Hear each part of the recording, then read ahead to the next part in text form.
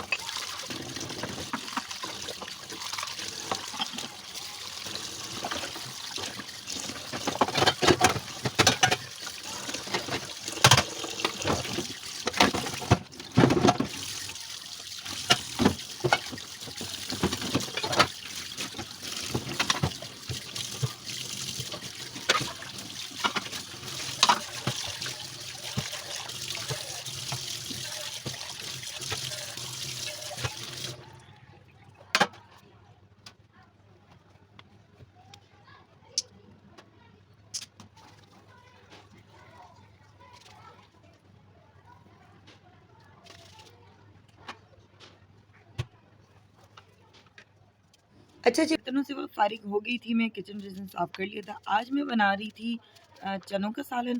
तो मैंने कहा उसमें मुझे टाइम लगेगा, शाम हो जाएगी। और मैंने कहा चलें दिन में मैं बच्चों के लिए ऑमलेट बना लेती हूँ। और सबसे आसान काम है ऑमलेट बनाना। थोड़ा जल्दी भी बन जाता है और टाइम भी नहीं लगता है बिल्कुल भी। तो मैंने कहा चलें बच्चे स्कूल से आएँगे, भूखे हुए होंगे, तो मैं उनके लिए ये ऑमलेट बना लेती हूँ। और फिर उसके बाद जो है ना साथ-साथ सालन भी रख दूँगी। यानी कि ऑमलेट के बाद फिर मैंने काम वाम ख़त्म करने के बाद मैंने चनों का सालन बनाया था, जिसमें काफ़ी टाइम लगा था क्योंकि मेरा कुकर भी ख़राब हो चुका है, तो उससे मुझे काफ़ी प्रॉब्लम हो रही है अब। तो यहाँ पे मैं ऑमलेट बना रही थी बच्चों के लिए। 3 ऑमलेट, सॉरी 3 ऑमलेट नहीं, 3 अंडों का ऑमलेट एक साथ में बना लूँगी, तो बच्चों के लिए बहुत होगा।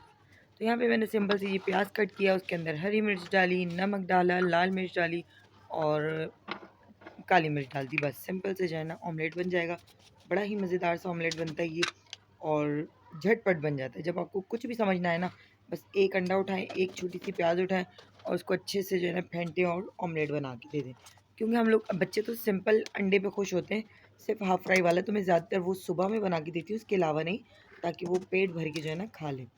और सिंपल सा अंडा बना के दो तो फिर उसमें इतना ज़्यादा जो है ना बच्चे पेट फुल नहीं खाते।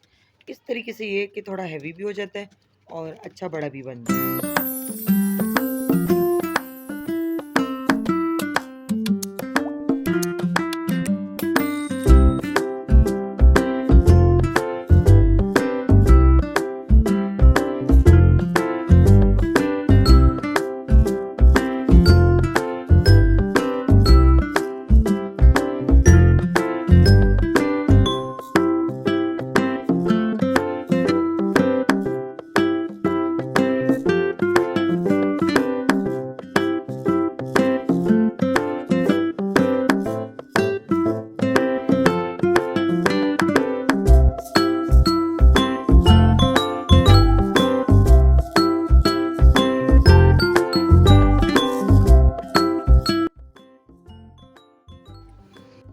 अब आ जाते हैं हम अपने सालन की तरफ। तो यहाँ पे मैं बना रही थी चनों का सालन और साथ में बीफ, जैसे मुर्ग छोले होते हैं तो ये बीफ छोले हैं मुर्ग छोले नहीं, ये गाय छोले हैं ये।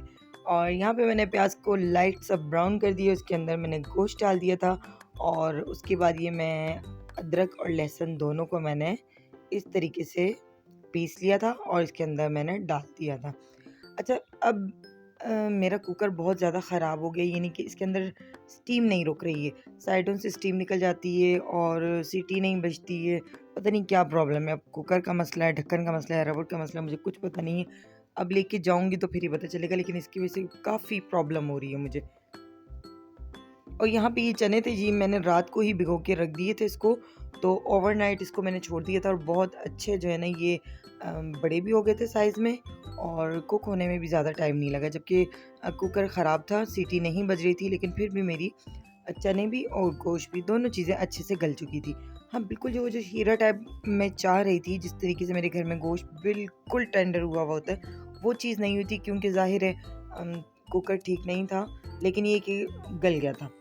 तो यहाँ पे मैं अब इसके अंदर सारे मसाले डाल दूँगी, नमक डाल दिया था और सालन का मसाला डाल दिया था, लाल मिर्च डालूँगी, ज़ीरा डालूँगी, जो सारे स्पाइसेस डलते हैं हमारे सालन में, वो सब डाल के इसके अंदर मैं पानी डाल के इसको मैं कुकर लगा दूँगी, ढक्कन लगा दूँगी, सॉरी। अच्छा जी, अब बात करते हैं बाइकॉट पे दोबारा, क्योंकि हमने बार-बार जो है ना इसको अपने माइंड में रखना है। और जैसा कि अभी महीने का एंड ख़त्म हो चुका है और स्टार्ट भी हो गया है, आज आई थिंक फर्स्ट या सेकंड डेट है आज। तो हमें बहुत ख़याल करना है इस चीज़ का, क्योंकि ये जो स्टार्टिंग का जो महीना होता है ना, यानी कि स्टार्टिंग की जो डेट्स होती हैं, तो ये सब की ग्रॉसरी की डेट्स होती हैं। मुझे ऐसा लगता है 1 से लेके 10 तक तो हर घर में यही होता होगा, कोई पहली तारीख को चले जाता है, कोई 2 को, कोई 3 को, कोई 4 को, कोई 5 को। तो ये स्टार्टिंग के जो दिन होते हैं, तो वो हर एक के ग्रॉसरी के दिन होते हैं। तो आप लोगों ने बहुत ख़याल रखना है। देखिए, मुझे ऐसा लगता है कि बायकॉट से काफ़ी फ़र्क पड़ा है। अब जैसे पेप्सी का, कितनी सारी ऐसी चीज़ें हैं जिसके साथ वो अ, गिफ्ट फ्री में दे रहे हैं, ठीक है? Buy one get one free दे रहे हैं, या तो किसी न किसी के साथ पैकेज लगा के वो फ्री में दे रहे हैं। तो फ़र्क पड़ रहा है, तो वो ये चीज़ें कर रहे हैं, ठीक है? अब जैसा कि हम लोग छोटी-छोटी चीज़ों की बात कर रहे थे कि जैसे लेस हो गया और भी इस तरह की नेस्ले के जूस हो गए, दूध हो गया या नेस्ले की क्रीम हो गई, और भी बहुत सारी इस तरीके की चीज़ें जो हमारी किचन में यूज़ होती हैं। तो इसी तरीके से जैसे एक मैकडॉनल्ड बहुत ज़्यादा हमारे पाकिस्तान में लोगों के घरों में, लोगों के माइंड में, लोगों के टेस्ट में इतना ज़्यादा आया हुआ है ना कि उसको निकालना थोड़ा-सा मुश्किल है, बट बहुत सारे लोग इसमें कर रहे हैं, एक-दूसरे का साथ दे रहे हैं, वो बायकॉट कर रहे हैं। इसी तरीके से मुझे ऐसा लगता है हर घर के फ्रिज में जो है ना, वो पेप्सी, कोक और इस तरह की जो 2-3 और कोल्ड ड्रिंक्स है। तो मुझे ऐसा लगता है जो कोल्ड ड्रिंक लवर, और 100% में से मुझे लगता है 90 या 80% तो कोल्ड ड्रिंक लवर होते हैं, ज़रूर होते हैं। तो उनके घरों में ये कोल्ड ड्रिंक ज़रूर आती है। तो आप लोगों ने कोल्ड ड्रिंक का भी बायकॉट करना है। अपनी पाकिस्तानी कोई भी कोल्ड ड्रिंक लें, आप लोग देखें, एक कोड है, मैं आपको भी मेंशन कर दूँगी। तो उस कोड को आप क्योंकि आप कोई भी प्रोडक्ट लेते हैं तो एक बारकोड लिखा हुआ होता है। तो वहाँ पे अगर ये वाला बारकोड आए, तो वो आपने बिल्कुल भी नहीं खरीदना। अगर आपको कुछ ना पता चले कि भई कैसे पता चलेगा, या बहुत सारी चीज़ों में हमें नहीं पता चलता है, तो आपने वो बारकोड मैच करना है।